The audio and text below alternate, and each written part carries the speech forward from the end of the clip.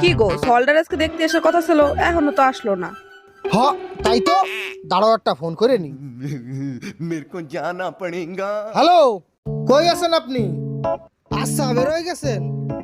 হ্যাঁ ছেলে বাড়ি আছে, আসেন আপনি আসেন। আসতিছে।